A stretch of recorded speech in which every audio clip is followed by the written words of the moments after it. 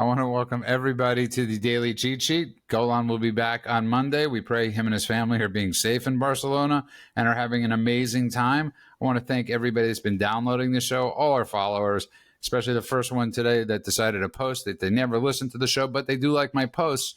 So thank you from the bottom of our hearts. And don't forget to give us that 5-star review. And that means the world to us. It means more than money to us. So we thank you, and we thank you for following us. Busy news day, Mend. And, I woke up reading this story that I know you saw and you misunderstood, but obviously the story I'm referring to is that Trump pulled Harris's Secret Service detail. And all over, you're seeing Trump pulls Harris's Secret Service detail with no nuance that vice presidents only get 6 months after they leave office of Secret Service detail. And Biden went behind, the regime went behind, I don't think it was Biden, whoever it was, implemented that she has more time than the 6 months. When Trump found out, he ended it as of September 1st. That was just one of those things that I assumed that vice presidents get Secret Service for life. It turns out that that is wrong. They get it for 6 months. Trump is correcting a bad move that Biden made. I don't know why he extended Secret Service to her. I mean, the only thing she needs protection against is the liquor store. So, and her husband and daughter, right? I mean, her husband did slap a valet, right? Or was it a woman or a valet? I can't remember who he slapped. Yeah. And her stepdaughter's a genocidal a supporter of Hamas. Yeah. Good for Trump for doing that. Thank you for correcting me. I was unaware that vice presidents only get 6 months. So this is a great move by Trump. It's funny. You see how the media twists it because they're making it seem as if Trump unilaterally just decided on his own to remove Secret Service protection from a former vice president. And that seemed petty. It seemed dangerous. I did not know that they only get 6 months. So he's just going back to what's standard. And that makes perfect sense. Yeah. And listen, it's presidents obviously get it for life. And as I've said to you before, Richard Nixon was one of the few that actually didn't want Secret Service protection and hired an off-duty New York City police officer to be with him most of the time. But yeah, it's just another way of the news slanting the story and everybody believing it. And honestly, who really cares? I want to get to this ChatGPT thing quickly about this guy. Where was it? Connecticut, where Yahoo exec. Yeah. He was living with the Yahoo exec, I believe, or something like that. He was, but either way, 6 of one, half a dozen of the other. He, if you look at the picture of him, he looks extremely roided up, but apparently he was having conversations with ChatGPT, who was egging on his depression and his suicidal ideations, or homicidal in this case, and he killed his girlfriend and himself. And listen, obviously, we talk about this a lot, and I know this could be really a one-off. But the idea of people having conversations, and I can't remember what comedian was joking about this, but the idea of people having I think it was Jim Norton was joking about this in reference to his wife. Like he was so glad that his wife would have conversations with ChatGPT, that way he doesn't have to. But I mean, the idea, Mend, of having a conversation with a robot, I mean, it's so Twilight Zone-esque. There actually was a Twilight Zone episode about this. Yeah, there's a lot of people. I mean, yeah, there's a lot of people taking advice or having conversations with these robots, AI, whatever. But it gets even more weird when people start having relationships. So now they have AI girlfriends and AI therapists. And unless they really put a lot of safeguards in place, you're going to get situations like this where the AI reinforces the guy's echo chamber. So this lunatic, this guy that was all roided up and he looked crazy, he was convinced that his mother or mother-in-law tried to poison him by putting psychedelic mushrooms or something in the vents of his car, and he was being drugged that way. So this guy obviously was a lunatic, and I stand becoming a homicidal lunatic. I stand corrected. He was an ex-Yahoo exec. But I want to tell you a story, though. And that's my dog in the background who's having a nightmare or a dream or a fantasy. I'm not exactly sure what it is, but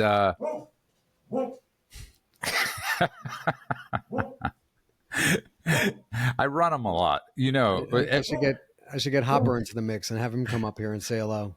Most of our phone conversations are often when I'm at the dog park. So he's tired. It's 90 degrees out. But, a few years ago, my nephew invited me, and I bring this up because you have kids. My nephew invited me over I was playing, he said, do you want to play on, basketball, one of these NBA games online, right? And I figured we would get right to this game. I didn't realize it was like you have to become the general manager, you have to draft a team, as opposed to the days when we were kids. If you played a video game, you just went right into the video game. And it's like this alt world where people are thinking they're general managers. And you have children. I'm often curious about, with Fortnite and all these things. Is there a danger in living in an alt reality sometimes, where you're talking about having your children actually being in the yard pulling out plants, but how many kids are in these video games spending money, your money, and buying those plants? It's like, am I wrong for thinking this is really strange and dangerous? Well, what's dangerous with the kids, especially with apps like Roblox, which is super popular with kids, is that they don't do age verification as to who's logging in. So you have a lot of adults going in there. I think there was an app, and anyone could build a game within the game. So if my kid wanted to build a game called, That's what Hangman I'm or referring to. yeah. So my kid could build a game in the game, Clubhouse, hide and seek, or whatever. But some adults went in there and there was one game that I heard about called Public Restroom, where it was just adults showing their weenies to to kids that would come in there. It was like really weird pedophile stuff. So, and it seems like Roblox is not taking those things that seriously. And it is the biggest platform for kids out there. So there is danger. We severely limit what our kids are able to access online, and the time frames that they're allowed to do it and how much time per day. It's basically they could get 15 minutes on a game or text or whatever if they read a book. So you read a book for 45 minutes, you'll get 15 minutes of online playtime with a cap of about 30 minutes per day. So my kids are barely online. We got them into playing cards. We sit and play cards with the kids at night, and it is a ton of fun. You get to see their personalities shine when they're active and present and competitive. When they go on to their devices, they come off of it 15 minutes later, and you could literally see them crash. They get grumpy, they're irritable, they're short tempered.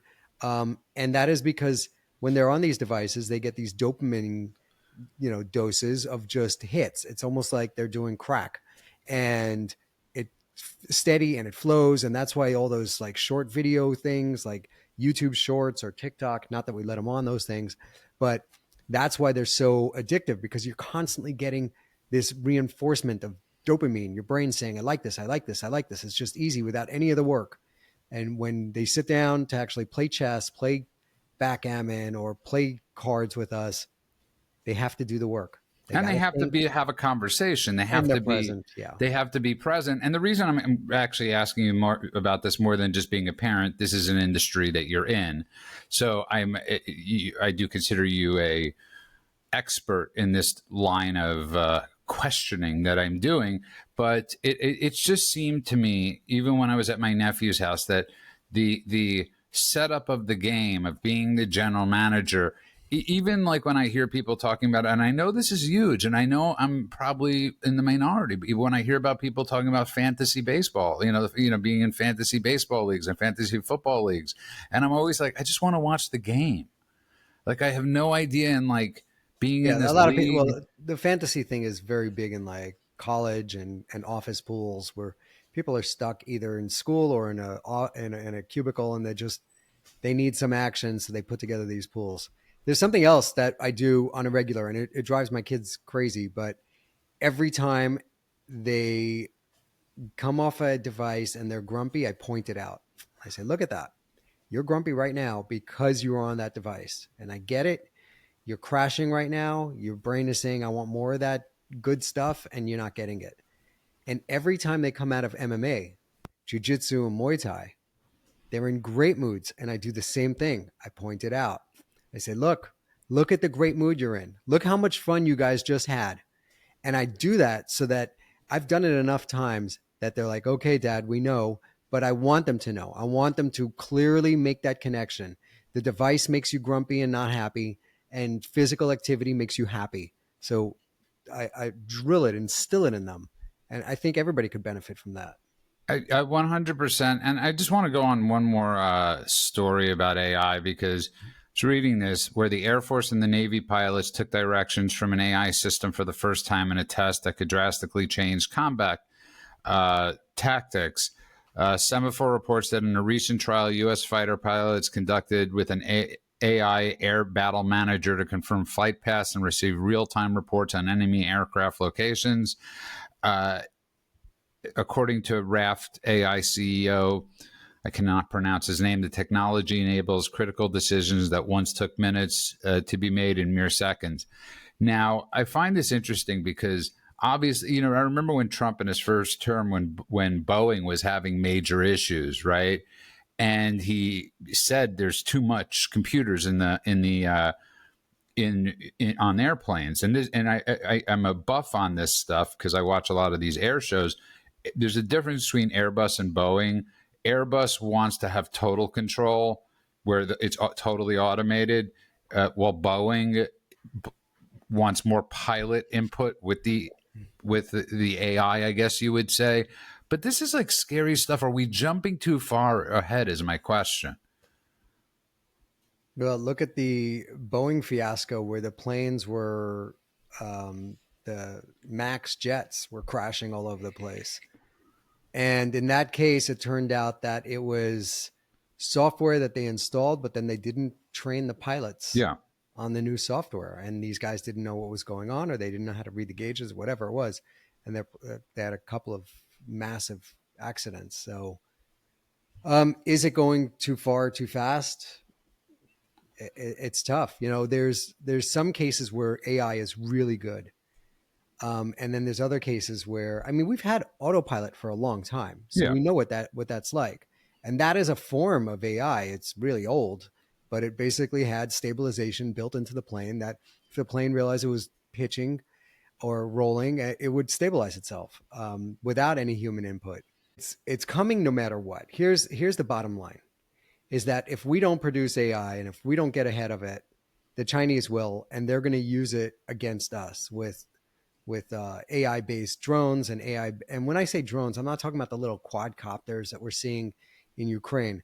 I'm talking about fighter jets, massive amounts of like large bombers that can just autonomously fly and mesh connect, and you'll see squadrons of them. So the wars of the future, and we're a little bit behind on this, but we have great companies like Andril and Palantir that are at the cutting edge of AI and military. So you're seeing AI is really good, and the Israelis used it for this, is to figure out your targets. And by figuring out targets, what they would do is they would dump gigabits of data into the system. And they say, we know that Mohammed Sinwar, is the head of Hamas. Who else is he connected to? And then AI would start mapping out based on financial transactions, based on signal intelligence, based on all these other things that they got. And then they could give them a map and they say, all right, here's your top 50 targets that are closest to this guy. They have the most interactions with him. And then from them, they would build out these other target lists. So for that stuff, it's great. Are we going, when it's not going to stop. And ultimately, we're going to wind up Well, like, yeah. what was that movie with the Terminator where they come to kill all Yeah, those yeah. I humans? mean, yeah, 100%. But there was a brilliant show on in the mid 2000s with Jim Caviezel, who everybody loves from the Sound of Freedom, and obviously he played Christ. But there was a great show with him called Persons of Interest, and that was the whole.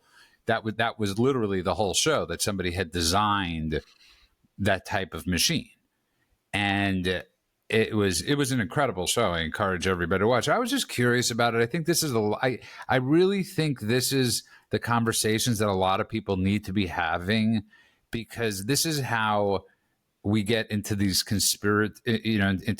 into those weird zones of things when people aren't telling us exactly what's going on. Most Americans are not don't understand artificial intelligence, don't understand any of this, and it seems so alien to them, right?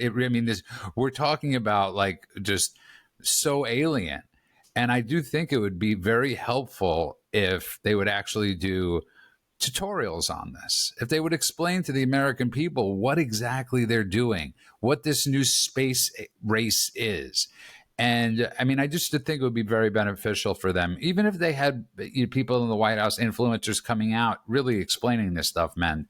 You brought up what's his name, Mark Andreessen, right? Now you could follow him sometimes and listen to him, but not enough people know who that is, and not enough people are getting the information. So I'm glad you're sharing it, because people need to know this stuff. I hope to have him on one day. I mean, that guy's a really bright, Fantastic. just all around a great guy. As far as anyone that's listening, the best thing you could do right now with AI, and it's super short, super fast, is you put in to any of them, go to ChatGPT, or Grok, or Gemini, any of them, and you say something like, I'm a Democrat and I believe the Republicans are gerrymandering to um, gain Congress seats. And I think it's a threat to our democracy. Prove me wrong. And watch AI formulate a crazy strong argument as to why that statement that I just made is wrong.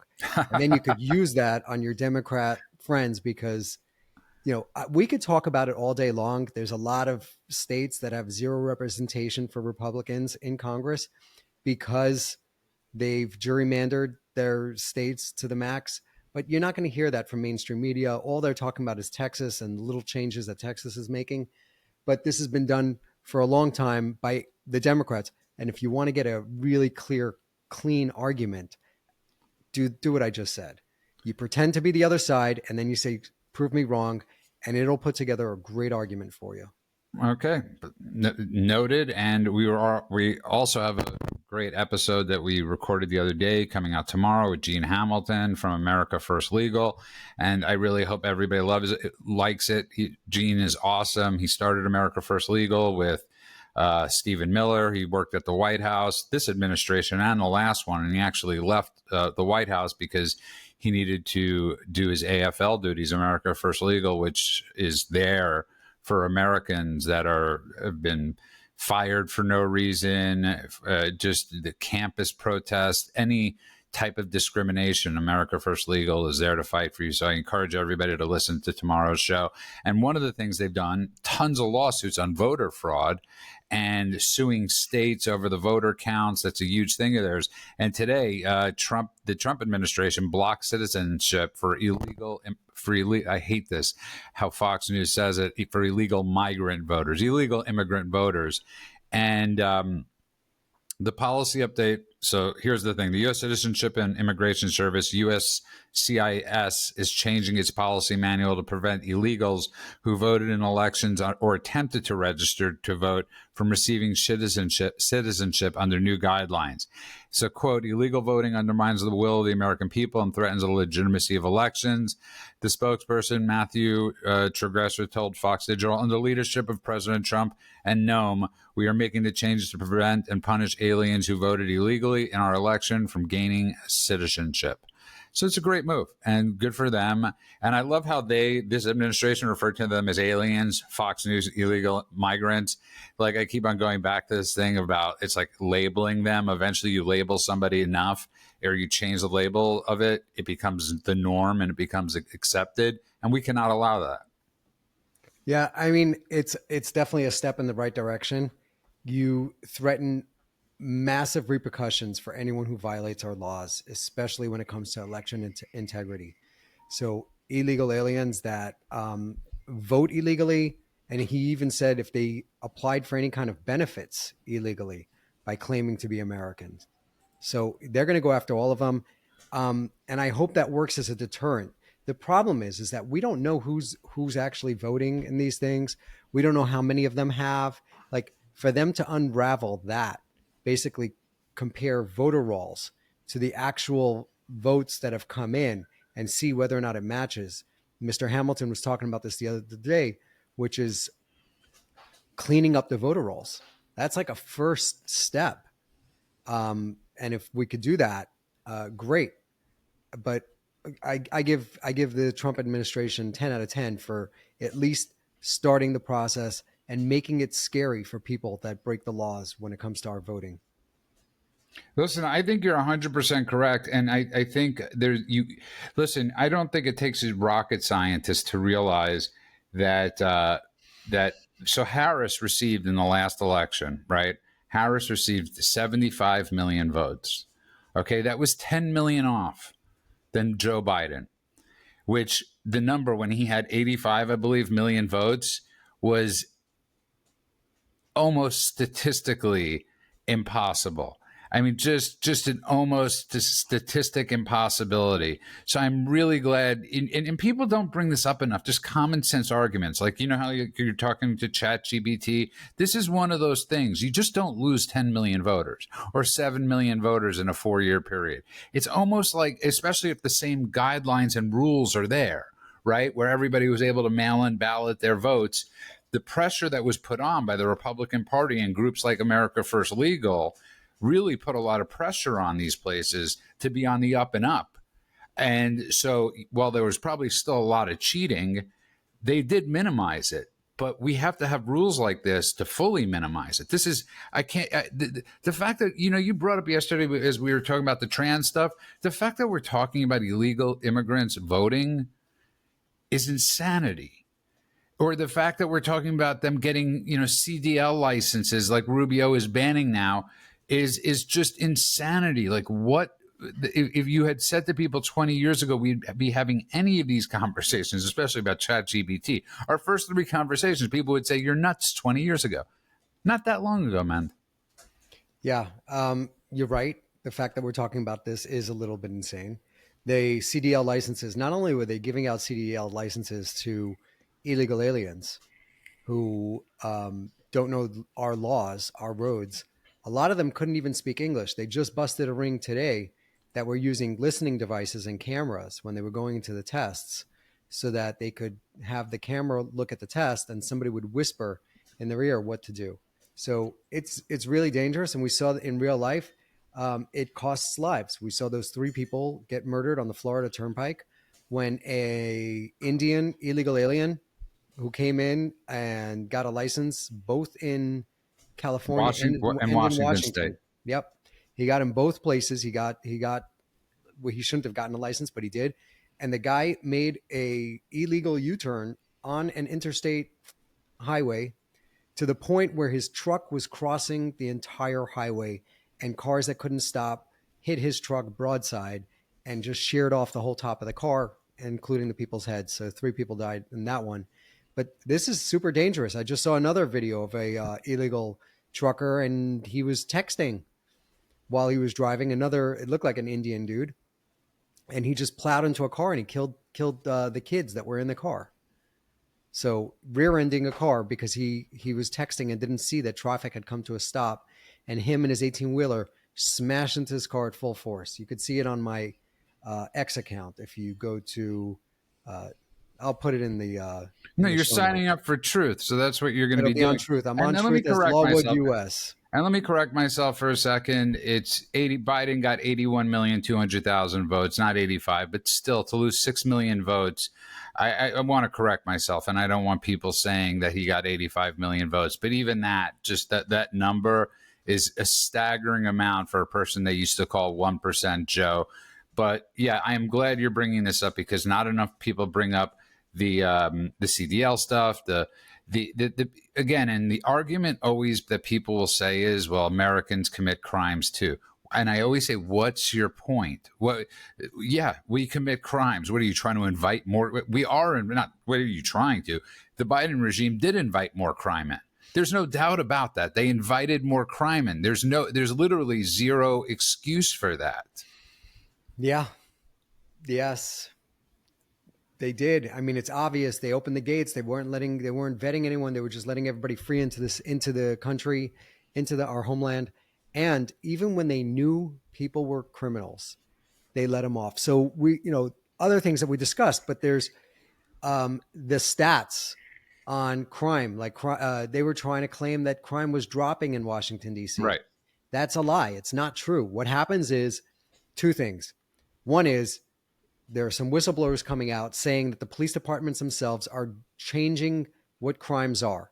So we all know that in Democrat-run cities, they've made it legal to shoplift up to $1,000. So all of that crime is still committed, but now you can't report it. You can't do anything about it. So you have that. You have the fact that they change crime. So you will take a rape and call it an assault.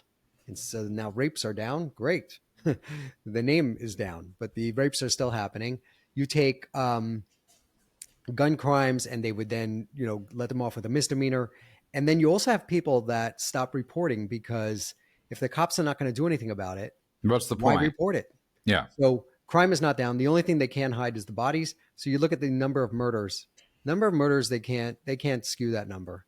So I don't think we're at the point yet where they're going to call people that are shot to death that they died of natural causes. Or incidental manslaughter, Yeah. or whatever I term. mean, during COVID, they did that. If you Yeah. got hit by a bus and you had terminal cancer and you died with COVID, they called that a COVID death. So they skew the numbers all the time. They play with the numbers. Be careful when you're reading the numbers. Dig deeper. And plus, I'm always glad when you bring up or anybody brings up stuff that happened 4 years ago, because as I've brought up, so much has happened in the last 8 to 10 years that it's almost impossible to remember every single story. And that's on purpose. They flood us with so much disinformation. And BB often brings this up. It's like you can't fight. It's nearly impossible to fight fake news. It just comes at you so quickly that by the time you're ready, and Golan has spoken about this, by the time you're ready to defend that first fake news story, you have to then defend the third fake news story. So, yeah, I want to move on, though, to this is something I love more. I just love it that Trump is going to deploy hundreds of DHS officers to Chicago as part of a massive immigration crackdown. And good for him. He's going to be doing this in every city. And, these are people that are specialized in doing this. And again, if they get attacked, he will send in the National Guard. He will send in the Marines into these cities. And the people in these inner cities will be happier. They will be happy people and they will be safe people. Criminals should not be. Man, I walk around the corner of my apartment and we have a homeless crisis in California that nobody has ever seen unless you live maybe in Portland. And the amount of homeless people, and I live in a nice area that I have to cross over as I'm walking my dog, is such an uncomfortable feeling. And I'm to the point where I'm going to start walking around with a bat, because you have to be able to protect yourself. And I'm really glad that he's going into these cities and doing what the mayors should do, what the governors should do, and not say what they're going to do. One is more people do need to be walking around with bats. If more people would start standing up and defending themselves instead of just being victims, the crime problem would drastically be reduced. Unfortunately, we're seeing these cities where they, if you defend yourself, then you're at risk of being prosecuted by the state. We're seeing something in the UK. There was a 14-year-old girl, I believe she was. That Talk was about lying about rape statistics. Oh yeah, there's giant rape gangs in the UK, and this girl was being harassed by a Pakistani rapist type guy. I don't know if he was an actual rapist, but we're not giving any names, so let's call him the rapist type guy. And she pulled out an axe and a knife to defend herself. And today, the UK government sent a group of 14 SWAT members to her house to arrest the 14-year-old girl who was defending herself against the rapists. So in the beginning of this whole BLM madness, I thought there was going to be more vigilantism. I thought you were going to see a lot more people just have enough of it. Can I tell you why there wasn't? Hmm. It's a date. January 6th. The whole point in all those punishments on January 6th was to scare every single American, especially conservatives, that if they defend themselves, if they do anything, they will face 30 years in prison. You're talking about people that were literally on a lawn that got 30 years in prison. And January 6th really did scare, and especially there was Kyle Rittenhouse, right? He had to go through that whole trial. So everything they did of weaponizing the DOJ was meant to spade and neuter conservatives. It was meant that, I agree with you. I was like, where are these people, especially growing up in Brooklyn, like where we know where there were certain people that would never have allowed this to happen in those areas. And you don't have that anymore. And yeah, I was surprised, but that people didn't stand up for themselves. But Trump is doing that for them now. People don't need to. Send in It's great.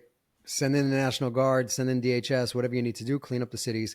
And like I've said before, it's setting a great example to the people that live there, to the citizens that live there. This is what it would be like had you voted for a Republican. They've been voting Democrat for the last 40, 50, 60 years, and their cities are hellholes. Here comes Trump. He's going to show them what it would be like if they voted differently. And let me just say something else. Everything that man is doing is absolutely 100% what I voted for. I was hoping that we'd get this, and we're getting this. And this is exactly what this country needs. So all the people that are out there, grandstanding and screaming, oh, it's a dictator. Absolutely not. We voted for this. We voted for law and order. Nobody's above the law. Justice for all. Justice should be blind. Listen, perfectly said. And it's really interesting that you say that, because I don't know how to refer to him in a nice way, but Cuomo, one of his threats to New York if they vote for Mamdani is that they're pretty much electing Trump the new mayor of New York City. Good. If they vote for Mamdani or they vote for Cuomo or they vote whoever it is in, Trump's going to have to go in there anyways, because people can't control the crime is out of whack. He's essentially saying that because Mamdani will be so soft on crime, that Trump will come in like he's doing with Chicago and these other neighborhoods, hence making himself a dictator, a mayor of the city instead of Mamdani. Yeah, well, if they vote in Mamdani, New York is done. That is a bad signal to every jihadi out there. Run for office, take over the cities, implement all of your crazy policies, and destroy America. So we should be passing laws that says any foreign-born citizen cannot hold office. Period. End of story. We should be doing these tests. I think the administration is doing them now to make sure that immigrants, legal immigrants, align with our values. Are you okay with, girls wearing bikinis? Half of them are not. Great. You're not welcome here. Are you okay with other religions? Are you okay with Christians and Jews and Hindus and Buddhists? Oh, no? You're off the list. So I think it's great. There is a way to do this. He's showing the way. And what's really interesting is that there's nothing, and this is where you see things fall down. I haven't seen any Democrats, besides for Fetterman and Richie Torres, maybe, really coming out and applauding what this administration is doing. They can't. They could. If they were honest, they were an honest politician, oxymoron, but if they were honest, they would do that. You at least call out, and I think it would give them credibility, because then you see, all right, this person's an honest broker.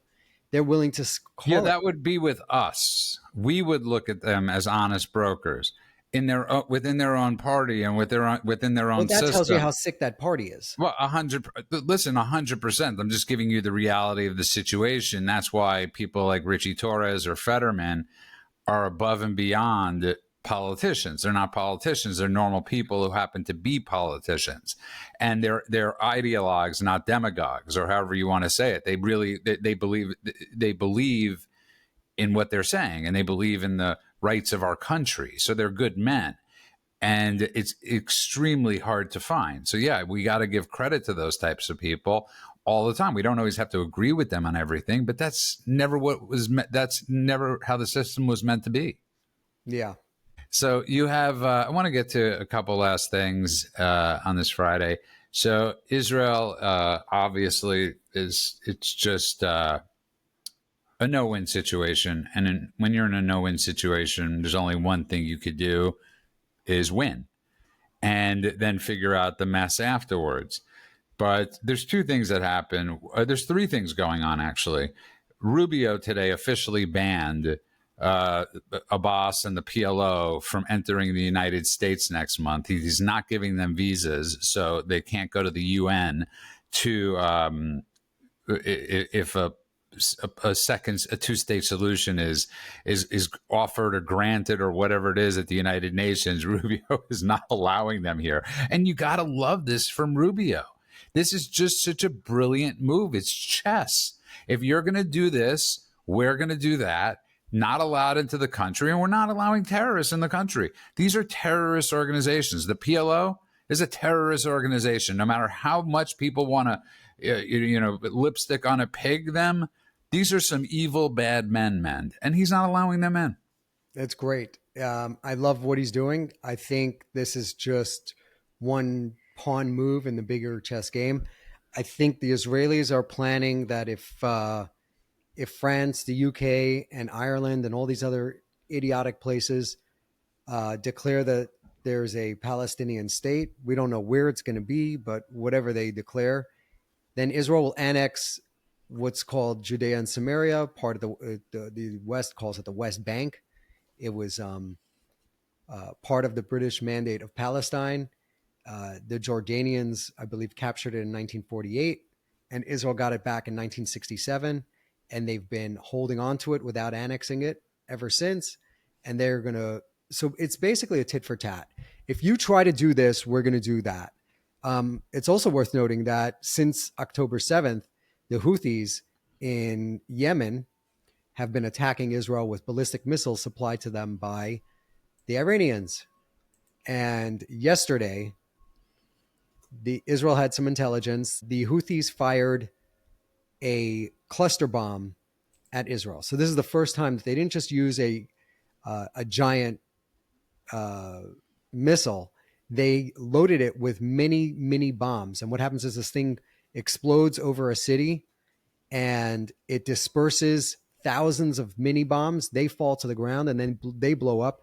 It's basically how you carpet bomb a population. It's illegal in war to be using these things. They fired it at Israel. Israel shot it down. It never made it to its destination, but they did verify that that was in it, and that was a red line. Finally, Israel hit back at the Houthis once again, but this time they had intelligence where the top leadership was going to be, and they took out the prime minister, the spokesperson, their top general guy, and they've got a whole bunch of top leadership of the Houthis killed. They did not get the guy named Houthi himself. That needs to be done, but I think it's the first time that Israel really dealt them a harsh blow. They've blown up their ports and other stuff, which just hurts them financially. They can't get their oil out or whatever it is that they're selling out of Yemen, and they can't get arms in, which also hurts them. And Israel's taken out their electricity plants and other stuff, which makes life a bit hard, but nothing like this. This is what they need to be doing. Top level decapitations, like they've done to Hezbollah, like they did to Hamas, like they did to the Iranian nuclear program. You just go in there and you take care of business. So finally, Israel's doing it. I wish they would have done this on day one. Listen, if wishes were whatever, I mean, listen, they did it now. And you got to remember, people often forget, and this is, with BB was on Patrick Bet-David's show, and I think it was also on trigonometry. And these are the questions that a lot of people ask, like, why is this taking so long? And he's constantly bringing up the fact that their hands were tied by the Biden regime for a year and a half. They were literally tied. Anytime they wanted to move further in or whatever it was, there was an embargo of weapons put on. They were slow walking weapons that Israel needed, paid for that they needed. So this is like, again, one of those things like you hear about the Secret Service. This is all people catch in passing. It's like, unless they're like tuned in or they listen to somebody like us, they're never going to get these explanations. They're just not. So I'm really glad we actually started the show today with the Secret Service thing, because I know there are going to be a lot of people out there that are listening going, holy crap, that's the reason they did it? I had no idea of this. That's the reason this war is taking 2.5 years, because they're just watching the headlines. They're just watching the talking heads going, well, why aren't you finishing it up? Why are you not doing it? And that's why you have to listen to experts like Andrew Fox or John Spencer explain exactly how difficult the fighting is and what they're up against. They're like up against every house is an IUD. I'm sorry, not an IUD. IED. IED. I'm thinking of something else. Every house is an IED, and underneath every house is an IED. And this is really something meant for people that they're not reading the stories fully, or they don't get the stories fully. So I think that's really part of our job, is to explain this, especially from somebody like you that served, to explain stuff like this. I want to move on though to. They're doing their best. Again, this whole thing with this famine and feeding the people you're fighting. And you have Cindy McCain, John McCain's wife. And listen, I'm just going to say this. There are certain things I know, because I know John McCain wasn't a good man, wasn't a great guy. Was he a war hero? 100%. Personal life, listen, he left his wife immediately after he escaped Vietnam, after he got released at Vietnam, a woman that stood by him for years, that made those famous POW bracelets. Pretty much 2 days after he came back, he left her and moved on up to Cindy McCain, who was in Israel and was with Bibi. She runs one of those food organizations, and she comes out and says afterwards, there's tons of starvation going on in Gaza, right? And obviously the implication is, even though she didn't say this out loud, is it's Israel's fault there's starvation.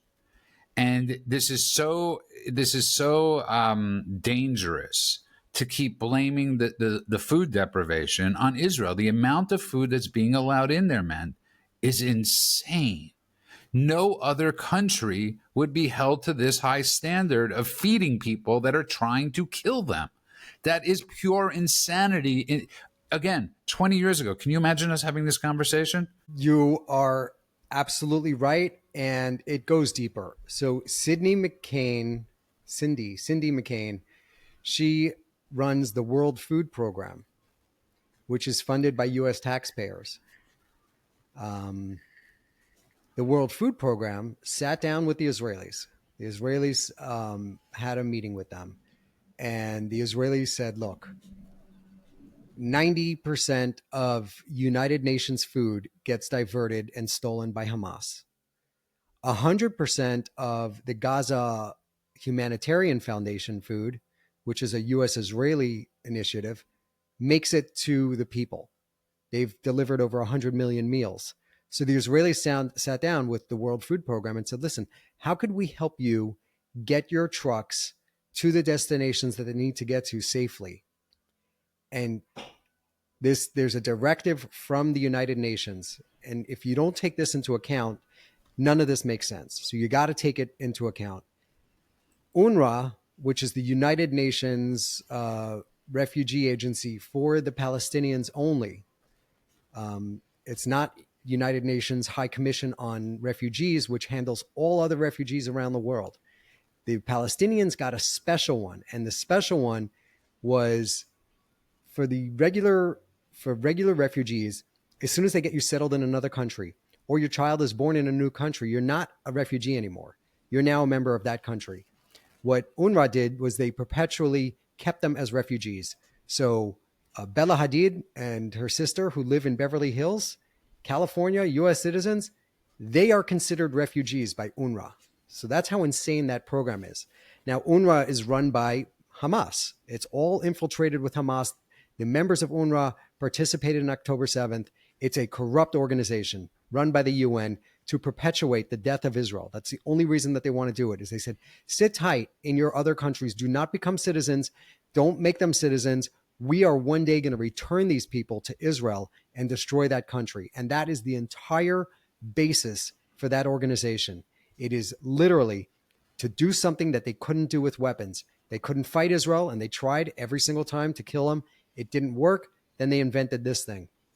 So The head of the United Nations, which is Antonio Guterres, told all of the United Nations uh, organizations, all the NGOs that work with the United Nations, and everybody else, you need to do everything in your power to make sure that the Gaza Humanitarian Foundation by the US and Israel fails, because that undermines their monopoly on power in Gaza. And Israel is trying to go directly to the people. The Americans are trying to feed the people directly. So when he gave that directive, Cindy McCain, when she sat down with the Israelis and the Israelis said, "How can we help you?"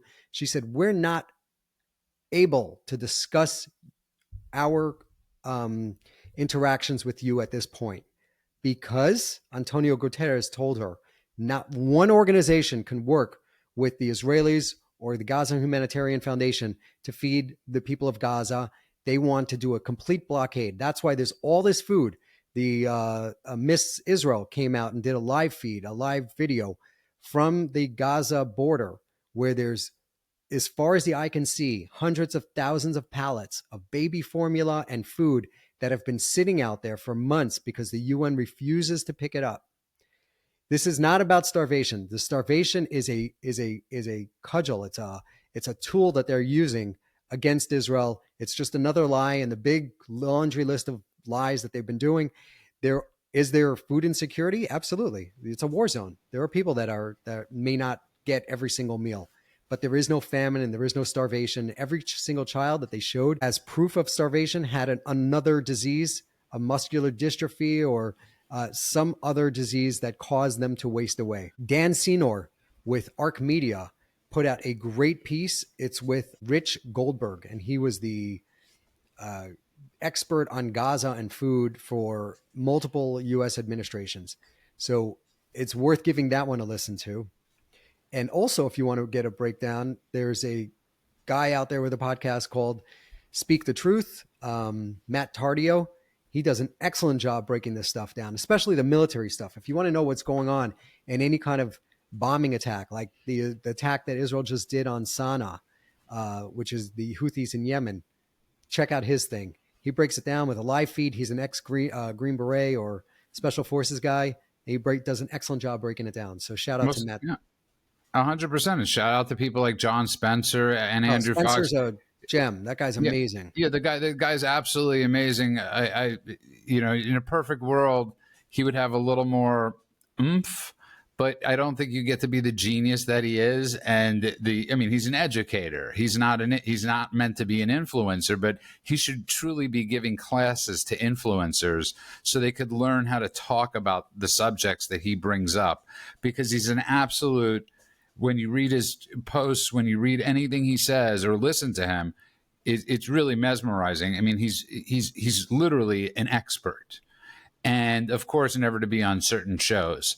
But and sadly, they found 2 more bodies in Gaza City today. We have no idea how many hostages are left. We keep on hearing these numbers, Mend, and we've only really seen signs of life from 2. So I don't know. And somebody asked me, and we'll close with this. Somebody asked me that hard decision last night. A good man asked me that. What would you do? And of course, I don't have family that has been kidnapped and is being held hostage. But I do have family that's serving in the military there right now. And the last time they made a deal, we got the head of Hamas. I don't think you could risk people's lives. I mean, I don't think you can't. I mean, this is obviously, you know what I'm saying. Is it worth risking 5 million lives over a few lives after we witness what happened? I'll just ask you that. It comes down to kicking the can down the road. Do you want to deal with this problem now, or do you want to give them an off ramp, and then you're going to have another October 7th in 3 or 4 years from now? They said they want to do it again and again. And if you don't crush and kill them, they will come back and do it. And the deals that they're talking about having is releasing more terrorists. And that's how the architect, Sinwar, for October 7th got out of jail, in one of these prisoner swaps. So no prisoner swaps. You actually need to do something else. You need to kill them all, even if it kills our hostages. Israel had this policy that our citizens are worth anything. So if you want 10,000 prisoners in exchange for one civilian, Israel would do that deal. And I think that set a terrible precedent. It was great morally, and it was great for morale for the soldiers and knowing that Israel will do anything to get you back. But what it did was it incentivized taking hostages. And now we're seeing the results of that. So I think what they do is they, siege Gaza You City. do what you have to do. You siege Gaza City and you do what you do. You have to send your people in. The hostages will probably be executed. It's really important to note that finally, the government of Israel is putting out some of the October 7th videos. They are finally doing it. I I don't know what took them so long, but you're seeing people's reactions to this. You see a dad grabbing his kids and running for his life to the bomb shelter, and they're all in their underwear, and he runs, and then you see a guy climbing over a wall and throws a grenade in, and you see the dad keel over, and then you see the kids come running out, and they're obviously injured, they're Well, they're bleeding. more than injured because I obviously saw the full 41 minutes or 43 minutes. And one kid is missing an eye. One kid is deaf. I mean, you don't screaming, and this one brother saying he's dead. Yeah, he's And saying then the dad's dead. It's not a joke. They're yeah. begging And then for their mom. and then the terrorist going into the refrigerator. I don't even want to call him a terrorist, and drinking like Coca-Cola. Yeah, just Or, casually drinking a Coke. uh, So it's about time they need to put a lot of that out. Yeah, I That mean, is the listen. stuff. There's also the video. Part of that video was one of the Hamas fighters calling up his father, talking about how he just killed 10 Jews, Yeah, with his bare and hands. and having his mother coming on the line and celebrating it using one of the hostages' phones. That's what he Yeah. did. That's Yep. and so it's literally it's 41 minutes, and you're never the same really after you watch that. I mean, it stays on you. That scene, that part of it was, and they were filming this all. So Yeah.